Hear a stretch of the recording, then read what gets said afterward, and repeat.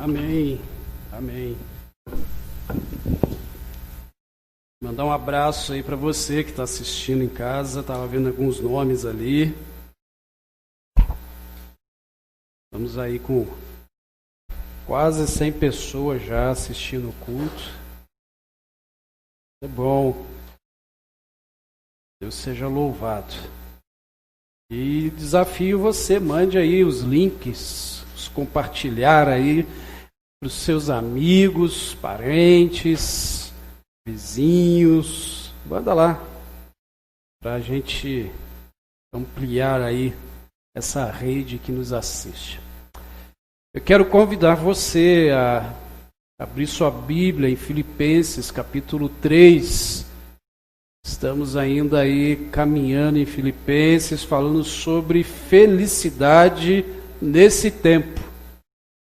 E nesse tempo em que estamos, esse tempo que vivemos. E nós vamos ler hoje capítulo 3, de 1 a 11. E convido você, antes da leitura, a mais uma vez estar orando, buscando a presença do Senhor.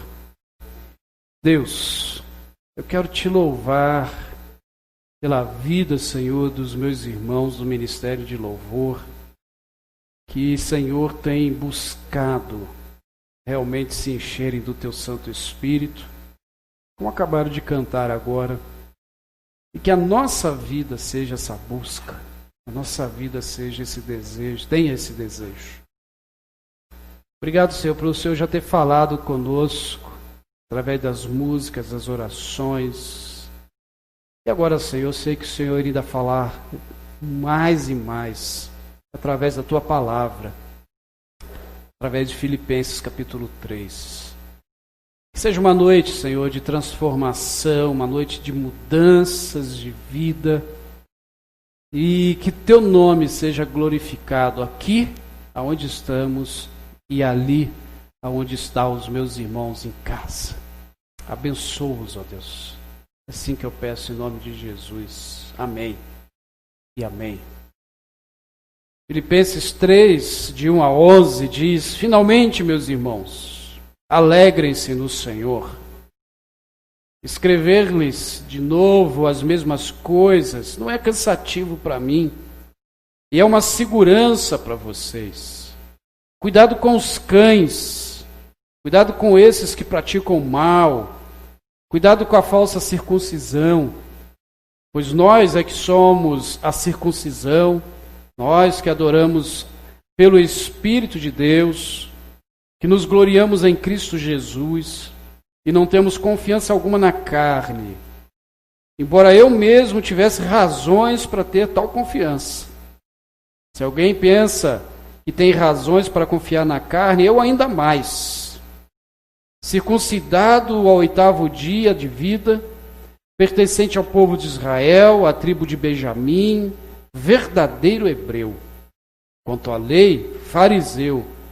Quanto ao zelo, perseguidor da igreja. Quanto à justiça que há na lei, irrepreensível. Mas o que para mim era lucro, passei a considerar perda por causa de Cristo. Mas o que é isso? Considero tudo como perda, comparado à suprema grandeza do conhecimento de nosso Senhor Jesus Cristo, meu Senhor, por cuja causa perdi todas as coisas. Eu as considero como esterco para poder ganhar a Cristo e ser encontrado nele, não tendo a minha própria justiça que procede da lei, mas a que vem mediante a fé em Cristo. A justiça que procede de Deus se baseia na fé. Quero conhecer a Cristo, ao poder da sua ressurreição e a participação de seus sofrimentos, tornando-me como ele em sua morte, para de alguma forma alcançar a ressurreição dentre os mortos. Felicidade é o que a gente tem conversado aí durante alguns domingos. E queria falar com você sobre uma felicidade que não se altera, uma felicidade inalterável. Você já teve a sensação de perder a felicidade? Que te roubaram a felicidade? Já viveu isso? Algo que aconteceu com você, seja uma dificuldade, seja uma perda familiar, um ente querido, um amigo, ou até mesmo a perda de algo, a perda de um emprego, por exemplo. E ali parece que perdeu o chão, perdeu a felicidade, e você não sabe muito bem o que faz. Felicidade, quando ela é baseada, quando ela é fixada em situações, quando a felicidade ela está em pessoas, em objetos, nós realmente corremos o risco de perder essa felicidade, justamente porque a razão dessa felicidade ela está em coisas ou em pessoas. As pessoas elas podem nos magoar. As pessoas elas podem nos decepcionar. Possivelmente você já foi magoado, decepcionado por pessoas. As pessoas morrem. Faz parte da natureza humana, ou de qualquer ser vivo, na verdade. Nós morremos. E se a minha felicidade está numa pessoa, essas circunstâncias que falei podem fazer com que a gente perca a felicidade. Perca a alegria. Situações elas mudam. E quando a gente deposita a nossa felicidade em situações, podemos perder a felicidade. Imagine você nessa pandemia, lá no iníciozinho do ano, com certeza você tinha muitas motivações que traziam para você felicidade. Talvez em janeiro, 1º de janeiro, você estava ali entusiasmado, motivado com alguma coisa. Em fevereiro, você já começou com os planos para a elaboração desse projeto. E em março, nós nos deparamos com uma pandemia. E aí a gente já não sabe mais o que faz. E se a sua felicidade estava depositada em situações, e a situação mudou com essa pandemia, pode ser que eu esteja falando com alguém que perdeu a felicidade. A nossa felicidade, quando elas estão em objetos, podem ser roubados, podem quebrar. Eu lembro, algum tempinho atrás, quando a gente estava com o Uno preto ainda, e eu estava numa felicidade enorme, paguei a última prestação. Sabe o que é pagar a última prestação? Dá uma felicidade, né? Dá uma alegria. Assim, pagou o último. E aí a gente pensa, o carro agora é meu. E passou-se umas semanas, primeira coisa que acontece, eu saí na rua e perdi o documento do carro. Aí aquele transtorno, pedi outro. Não passou muito tempo, fui dar uma marcha ré, não prestei atenção que tinha uma caçamba atrás, amassei a traseira do Uno. E aí dá uma angústia, né? Paguei a última prestação do Uninho, já perdi o documento, já amassei a traseira. E se a minha felicidade tivesse só nisso, pronto, acabou. Porque toda vez que eu olhava a traseira dele, tinha lá um amassado.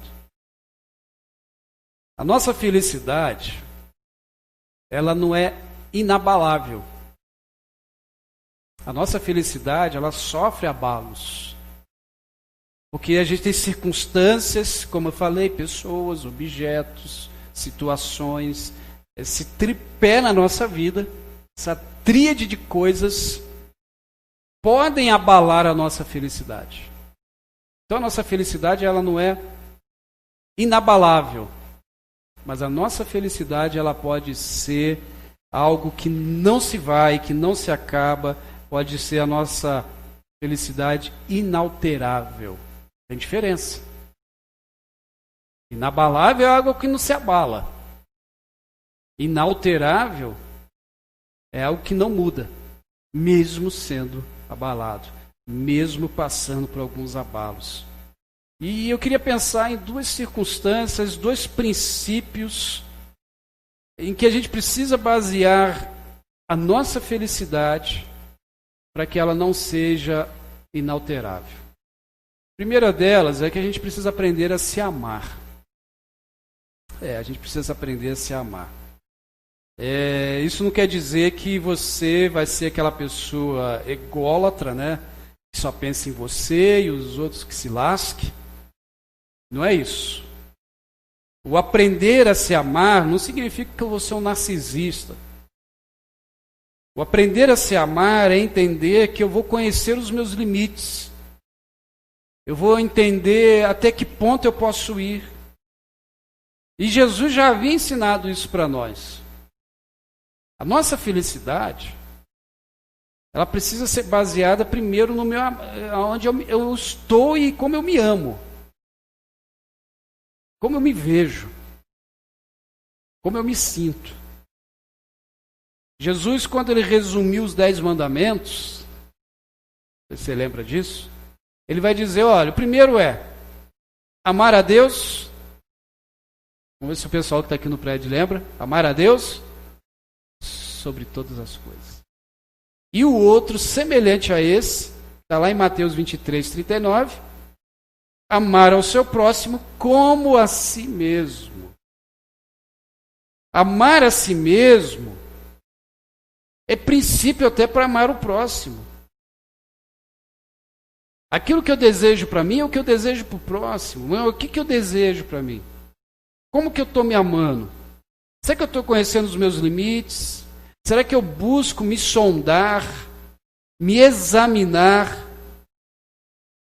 Será que eu estou me violentando? Como assim me violentando? Passando dos meus limites, não entendendo onde está o limiar da minha vida, o limiar dos meus sentimentos, o limiar das minhas emoções. Entendendo que eu não sou o Salvador do mundo e muito menos o Espírito Santo. Eu não resolvo tudo. Porque muitas vezes quando é a gente desse jeito, a gente não consegue ficar feliz. Porque a gente está pautado no outro, no sentido de que quero só agradar o outro. Não que isso seja errado. Mas a partir do momento em que eu só faço pelo outro, mas eu me violento, eu me machuco, eu me esqueço, eu não cuido de mim, talvez eu possa estar passando por alguma dificuldade e possivelmente não estou conseguindo ser feliz. Saber me amar significa também que a minha existência, ela não pode estar simplesmente pautada no que o outro pensa de mim. Quanta gente que só se preocupa com o que o outro está pensando dele. Será que a pessoa vai falar alguma coisa disso ou daquilo? Essa questão a gente precisa tomar muito cuidado. Já viu aquelas pessoas que quando trocam o carro? Imagina, você vai trocar o seu carro. E tem gente que pensa assim, eu vou trocar o carro, né, porque fulano trocou, né? Eu vou trocar o carro porque as pessoas vão ver o carro que eu tenho. Então quando você vai trocar o carro, você pensa no que o outro vai pensar ou nesse conforto, na comodidade, no que o teu bolso, né, aguenta pagar? Aquilo que vai trazer segurança para a sua família. Eu já falei isso aqui algumas vezes para os irmãos, que quando nós trocamos o carro pelo Golzinho, um colega chegou e disse assim, pô, mas tu trocou por isso? E na época ele só tinha ar-condicionado, ele não é hidráulico, não tinha vidro elétrico, eu que pus. Ele falou, mas trocou por isso? Eu falei, olha, onde esse aqui leva, o teu também vai. Então, é o que cabe no meu bolso. Eu não troquei o carro pensando em você, eu troquei o carro pensando em mim e na minha família. E às vezes a gente fica assim nessa frenesi de fazer as coisas, pensando o que o outro vai pensar. E aí a gente não é feliz. Imagina, eu poderia, quando troquei lá o carro, poderia ter comprado um carrão completão, daqueles que só falta lavar, passar e falar sozinho. Bem, carro que fala agora tem, né? Poderia. Ia ficar muito bonito ali dentro. dure as prestações, né, gente? Eu pagar aquela pesada prestação. Seguro. E aí, se não tem seguro, fica com medo de parar o carro e voltar e não achar mais. Já viu aquelas pessoas também que tudo que faz coloca nas redes sociais, tudo que compra, onde come, está lá com um prato de comida e tira uma foto e posta, esperando lá uma curtida, é like que fala? Uma like. Esperando isso. E ai, se alguém não for lá e der uma curtida, a pessoa daqui a pouco reclama. As redes sociais, ela tem esses costumes, né, de quando você posta alguma coisa, ela vai te dizendo a quantidade de pessoas que acessaram. Igual, eu gosto sempre de estar olhando quantas pessoas acessaram o Facebook da igreja, a gente vai pensando em formas de alcançar mais gente. E um dia desse eu postei lá uma frase de um livro, e o Facebook me mandou o retorno, dizendo que ninguém havia curtido o que eu postei. Quase que eu escrevi embaixo. E daí? Mas ele mandou umas 3 vezes, tipo assim, ninguém está olhando o que você posta, não. E daí? Eu postei. Achei interessante o que estava escrito no livro, falando inclusive sobre a vida com Deus. Mas tem gente que dirige a sua felicidade para isso, e são pessoas que tem lá minhas dúvidas se elas se amam, porque se o outro não diz nada, mas e o que ela diz dela mesma? E essas pessoas ficam deprimidas, tristes, chateadas, amarguradas com a vida, dizem que ninguém as ama, porque a felicidade dela está baseada no que o outro pensa dela. E aí, com certeza, essa felicidade, ela nunca vai ser inalterável. O apóstolo Paulo, aí no capítulo 3, verso 2 e 3, ele diz, cuidado com os cães. Ele está falando dos religiosos do seu tempo. Cuidado com esses que praticam o mal. Cuidado com a falsa circuncisão. Pois nós que somos a circuncisão, nós que adoramos a Deus pelo seu Espírito, que nos gloriamos em Cristo Jesus e não temos confiança alguma na carne. Ele está falando justamente de pessoas que não se amavam, porque devido a um ideal, devido a uma ideia, uma religião que era uma religião morta, uma ortodoxia morta, uma doutrina morta, eles cumpriam rituais religiosos, mas não se amavam e muito menos amavam a Deus. Essas pessoas que o apóstolo Paulo está falando são justamente exemplos de pessoas que não se amam. E ele vai dizendo, olha, nós que adoramos a Deus em espírito, nós que gloriamos a Deus, nós não temos confiança nessas coisas. Ou seja, trazendo para nós agora, ele está dizendo, a nossa felicidade não está nesses rituais. A nossa felicidade está em adorar a Deus em qualquer momento. Está em glorificar o Espírito Santo de Deus. Quando ele fala aí no texto sobre essa falsa circuncisão, ele está falando de mutilação. Daqui a pouquinho eu vou falar um pouco sobre isso. Mas ele está falando de algo que só era feito por causa de um ritual. De um ritual religioso. Ele vai dizer, olha, a verdadeira circuncisão não é a que é feita na carne, mas é a que é feita no coração. A nossa marca, essa aliança, porque a circuncisão para o judeu era uma aliança feita entre Deus e Abraão, a nossa aliança, ela não precisa ser visualizada na nossa carne, mas ela precisa ser notada no meu jeito de ser e de seguir a Cristo. Mas eu queria falar de um segundo princípio, e não que ele seja menos importante, mas é justamente nesse que eu quero basear essa felicidade inalterável. Essa felicidade que ninguém pode tirar da gente, é quando eu deposito a minha felicidade na pessoa de Cristo Jesus. E é isso que Paulo vai tratar nesses 11 versículos iniciais do capítulo 3. Como eu disse, essa felicidade inalterável em Cristo não é uma felicidade inabalável, ela se abala. Pois a existência, o existir traz abalos. O existir traz as suas dificuldades. Nos tempos do apóstolo Paulo, por exemplo, ele escreve já lá no início dessa série de sermões, eu comentei, que ele está preso. E ele traz, falando sobre felicidade, é a essência dessa carta. E ele está falando para um público aonde estavam sendo perseguidos, uma cidade completamente voltada e influenciada pela capital Roma, uma cidade que era considerada uma Rominha, até que existe isso, era uma cópia de Roma,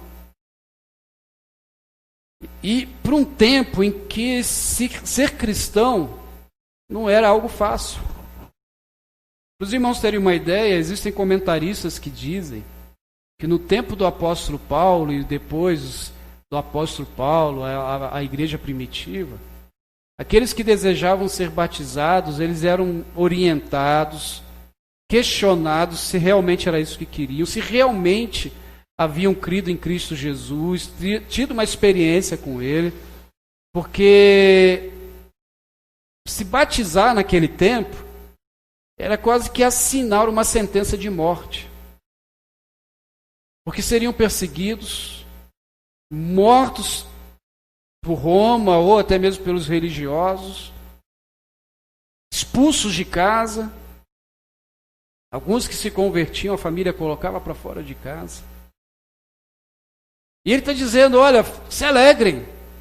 Mas se alegrem em quê? Por fazer parte de uma igreja? Se alegrem em quê? Porque agora a tua vida vai mudar, é isso que a gente ouve muito, mudar no sentido financeiro. Porque a vida realmente com Cristo, ela muda. A vida com Cristo, ela é transformada. O verso 1 já diz o que o apóstolo Paulo nos dá como garantia da nossa felicidade. E ele diz, alegrai-vos no Senhor. Ou seja, ele está dizendo, a felicidade de vocês só é pautada numa coisa, no Senhor.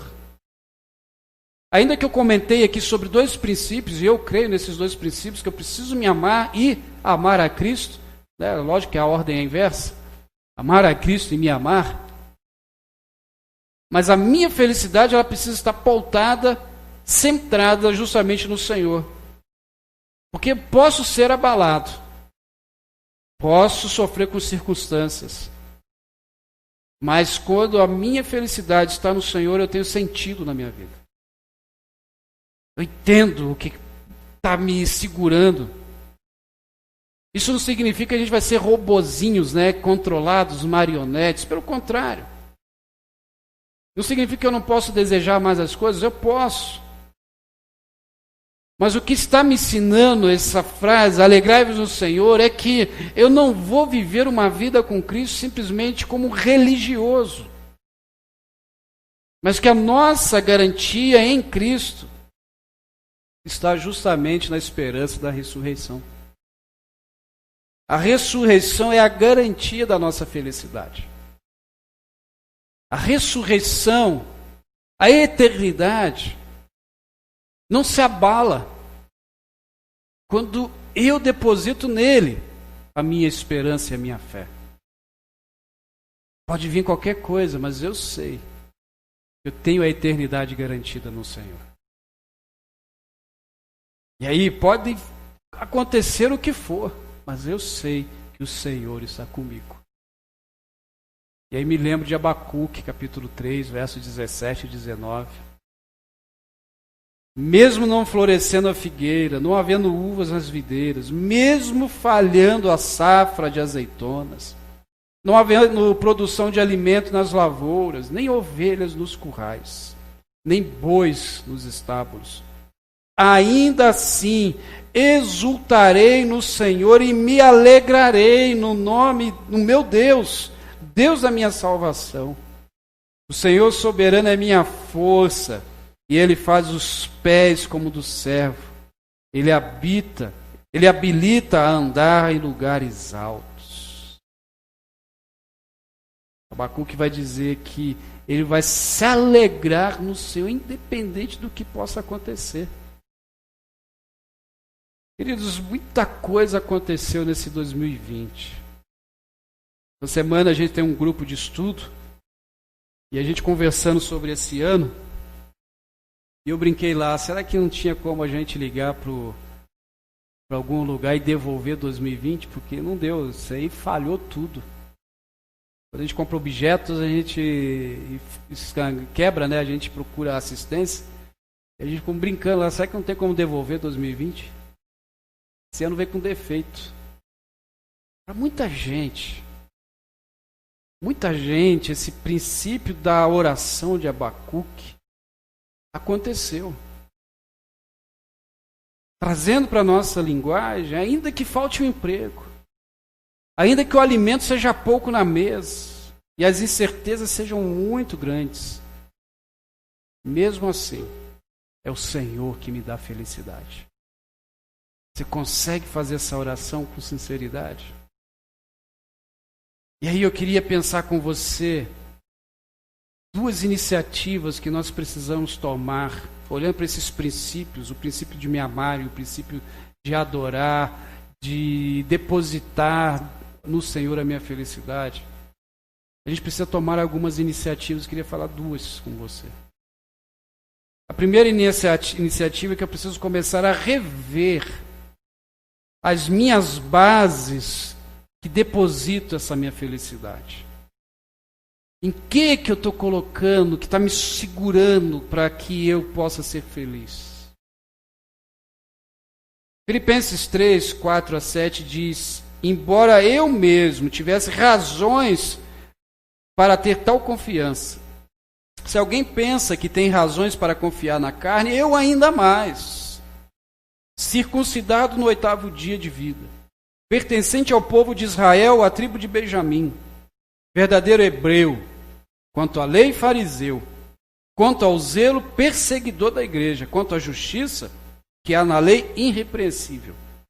Mas o que para mim era lucro, passei a considerar perca por causa.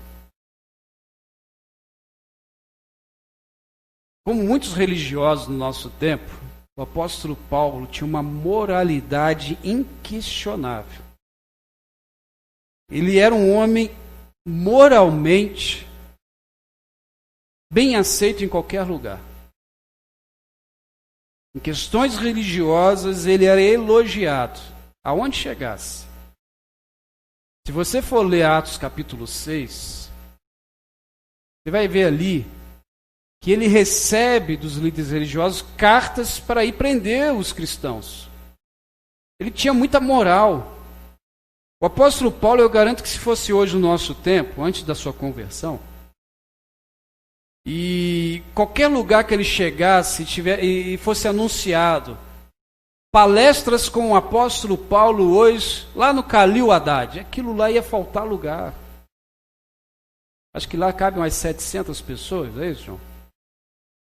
Mas, talvez seria transferido lá para o centro de, ali perto da Colombo, que faz lá o...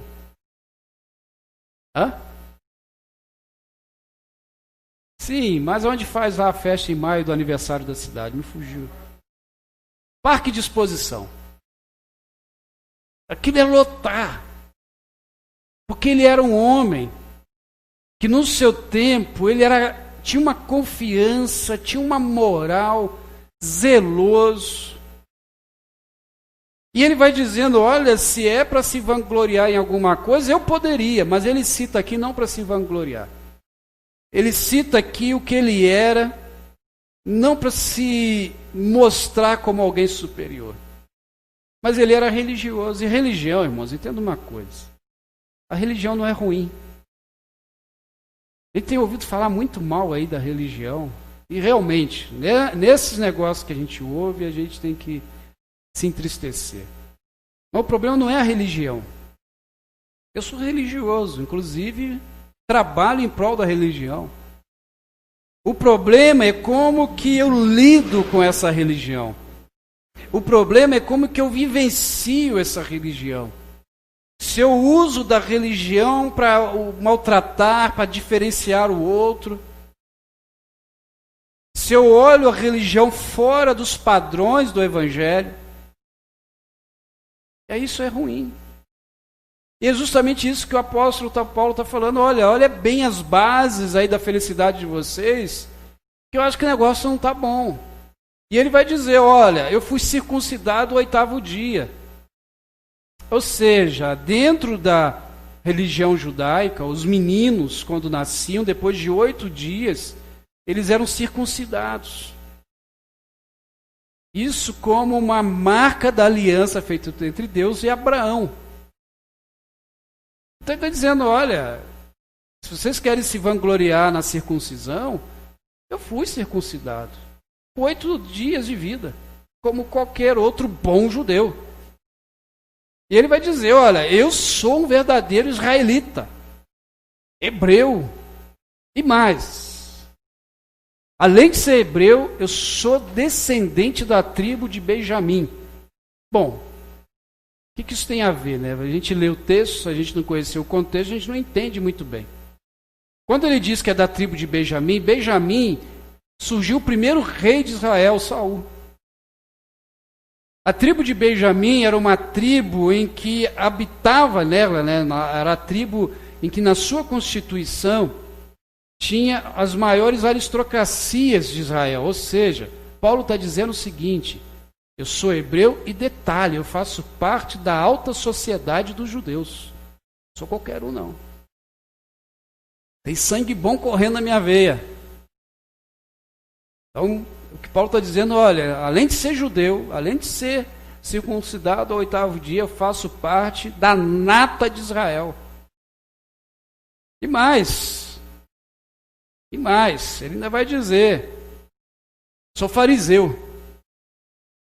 O fariseu, ainda que a gente fale mal dele, né, quando a gente quer ofender alguém, é engraçado, né, mas a gente quando quer ofender alguém, fala, lá vai o fariseu. Mas o fariseu, ele era um grupo seleto de Israel, os religiosos. Era um grupo que estudava a lei, estudava a Torá, os 5 primeiros livros da Bíblia.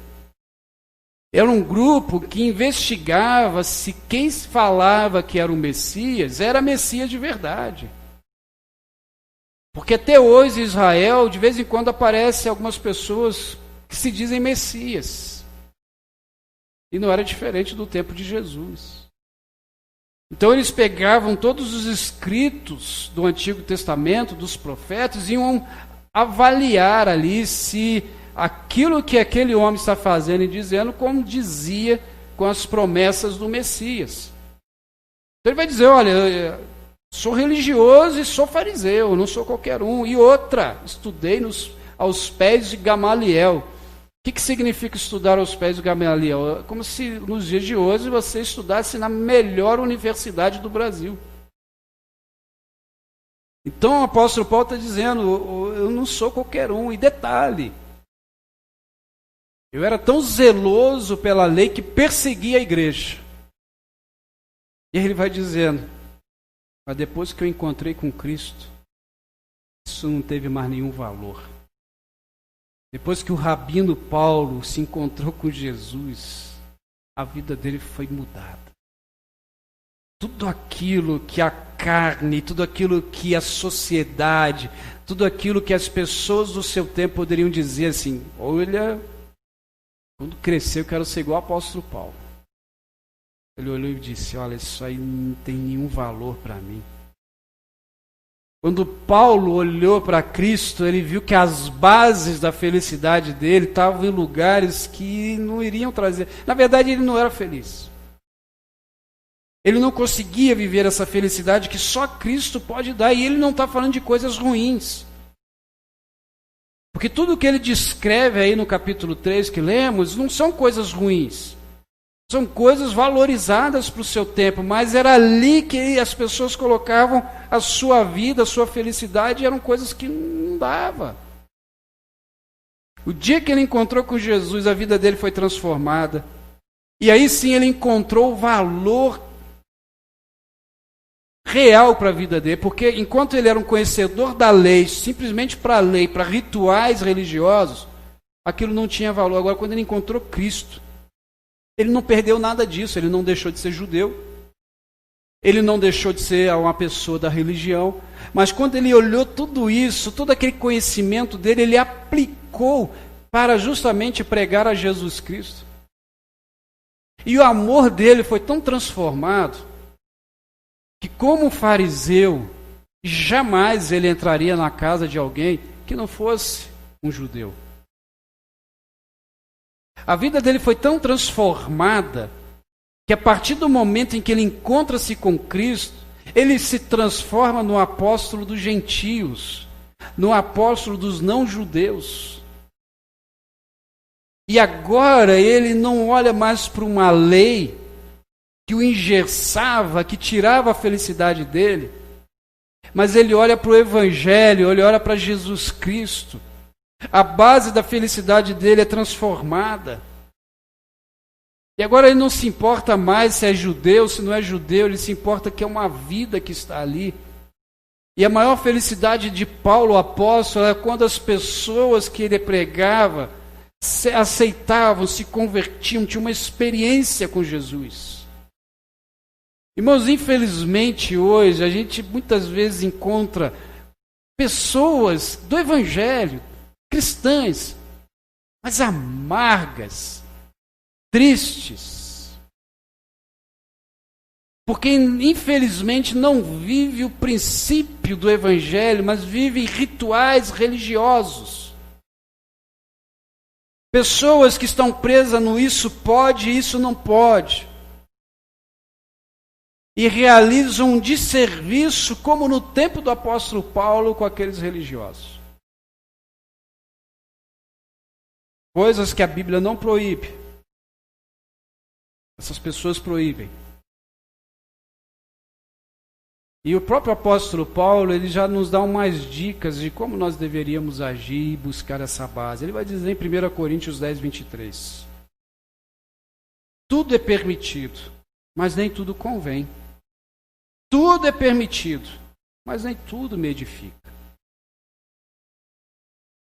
Queridos, queridas do Senhor, a gente precisa aprender a avaliar aquilo que vai me prejudicar e que vai não me edificar e se afastar disso. Porque a gente tem que tomar cuidado que muitas vezes a gente cria rituais em volta de situações e de coisas e de pessoas que na verdade não trazem felicidades para a gente. Traz amargura, traz tristeza, traz dor. Uma religião onde uma roupa é que me identifica, não entendo isso. Um corte de cabelo que pode, não pode. Se usa brinco ou não usa brinco. Pode usar maquiagem ou não pode.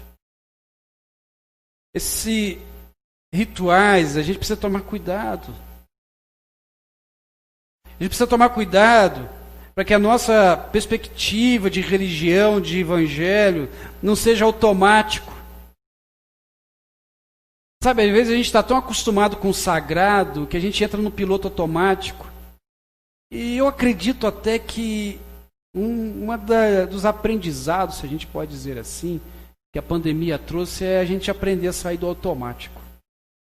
Olhar o sagrado com outros olhos. Ficarmos ali mecânicos, porque a gente vem na igreja, cantamos, contribuímos, ouvimos a mensagem, oramos. Durante a semana a gente participa de um PGM, a gente ora nas casas, a gente faz devocional, mas qual o sentido? O sentido é realmente para buscar a presença de Deus, estar ali ligado ao sagrado, ou para cumprir uma tabela, para cumprir um ritual. E aí a gente termina isso tudo e parece que nada mudou na vida e a gente continua do mesmo jeito, vazio, triste, aborrecido.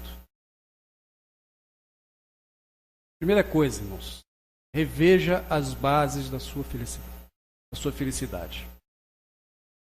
Perceba onde você está colocando a sua felicidade. E a outra é, a gente precisa aprender a considerar o que realmente tem valor para nós. Versos 7 e 8 diz: mas o que para mim era lucro, passei a considerar perda por causa de Cristo. Mais do que isso, considero tudo como perda, comparado com a suprema grandeza do conhecimento de Cristo Jesus, meu Senhor, por cuja causa perdi todas as coisas. Eu as considero como esterco para poder ganhar a Cristo.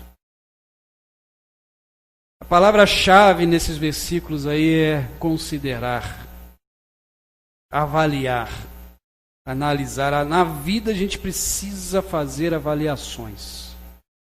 Na vida a gente precisa rever algumas coisas. Sócrates, o filósofo, já tinha dito: a vida que não é examinada não é uma vida digna. Ou seja, uma vida que você não para, não senta, não se avalia, não repensa, pode estar trazendo para você infelicidades. Por exemplo, quantas vezes a gente não toma atitudes na vida que depois a gente vai se amargar, vai trazer resultados ruins, porque a gente não parou, não avaliou as consequências.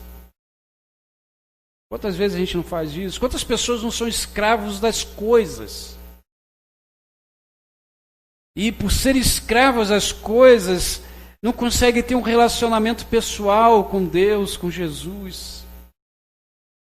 O apóstolo Paulo está dizendo: olha, tudo que eu tinha antes, eu vejo que agora não tem valor, porque o valor real da minha vida é Cristo Jesus. Todas essas situações que se tem em cima, disse o apóstolo Paulo, não tinha valor nenhum. Porque eu considerei, eu avaliei tudo isso depois que eu me encontrei com Cristo. E o encontrar ali, irmãos, o que ele está dizendo é justamente ter um relacionamento pessoal. Porque a gente sabe quem é Jesus. Nós sabemos quem Ele é. Você perguntar para qualquer pessoa quem é Jesus, ele vai dizer: Salvador, é o Messias, é o Filho de Maria. Todo mundo sabe quem é Jesus. Agora, experiência pessoal com Jesus. Realmente viver ali com Jesus. O apóstolo Paulo definiu muito bem isso em Gálatas capítulo 2, verso 20. Fui crucificado com Cristo. Assim já não sou eu quem vive, mas Cristo vive em mim. A vida que agora vivo no corpo, vivo-a pela fé no Filho de Deus, que me que me amou e se entregou por mim. A comunhão do apóstolo Paulo era tão íntima de Jesus, que ele diz: olha, eu estou na mesma situação, eu estou crucificado com Ele. Eu interajo com Ele. Ele e eu somos um, por isso me imitem. Lembra disso? Sede meus imitadores como eu sou de Cristo. Ele está dizendo o seguinte: olha, da mesma forma que vocês olharem para mim, é a forma que eu quero viver com Cristo. Ainda que preso, ainda que perseguido, fragilizado pela saúde, a alegria do apóstolo Paulo era Jesus Cristo. Porque um dia ele avaliou e considerou, pôs na balança e viu que com Jesus não é que o peso fica igual, fica acima. E hoje, queridos, a gente troca a nossa experiência com Jesus por qualquer coisa. Nós trocamos a felicidade com Jesus por qualquer situação, por qualquer motivação. Porque nós dizemos: eu quero ser feliz.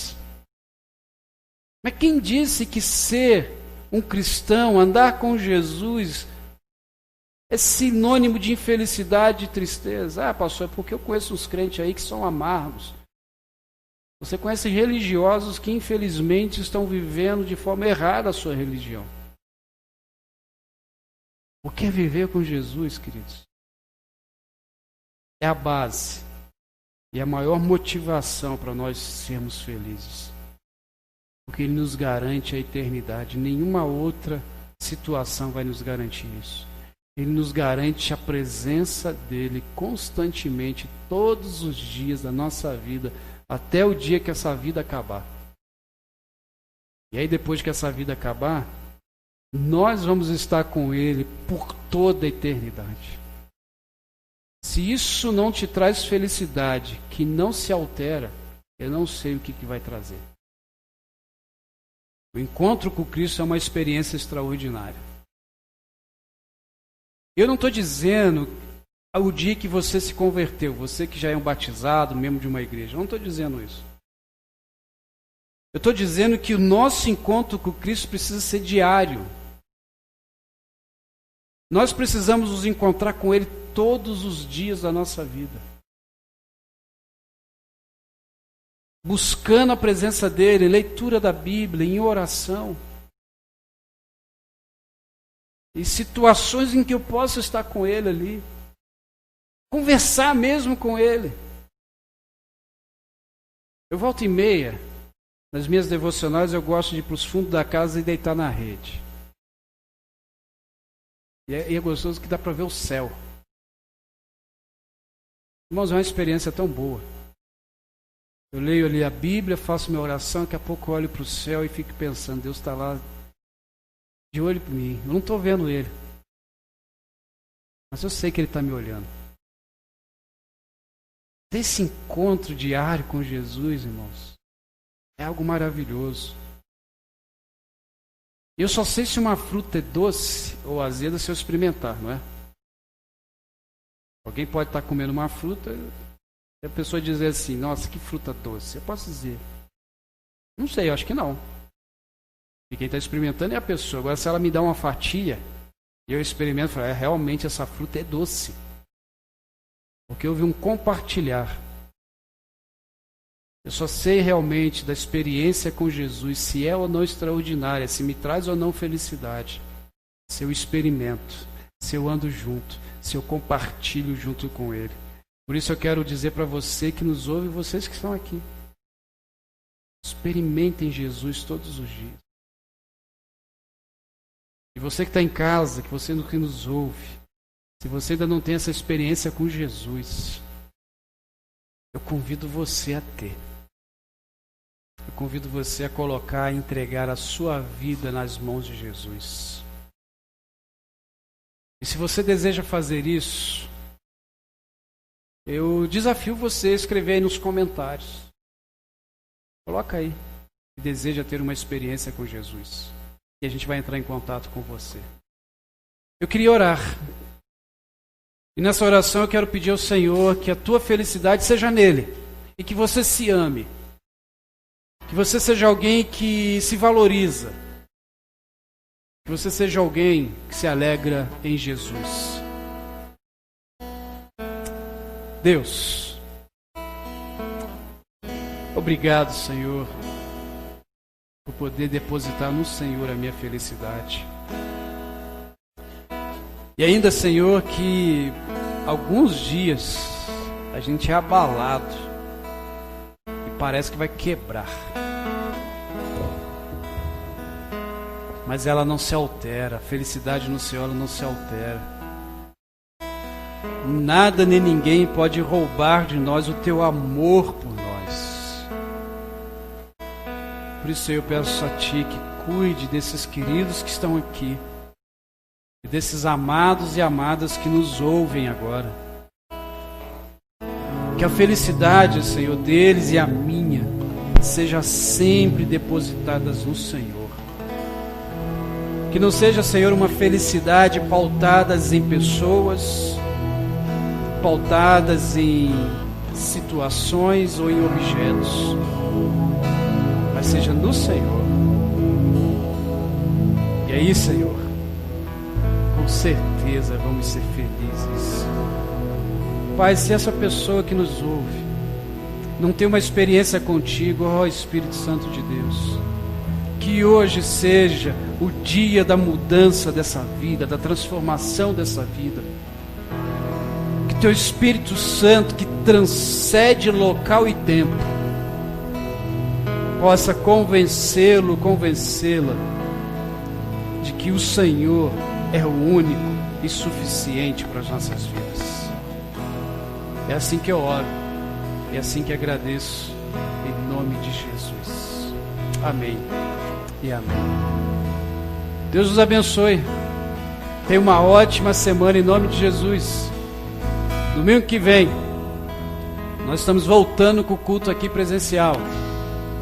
Então você que não é do grupo de risco, você que tem condições de estar conosco, tá aí o convite.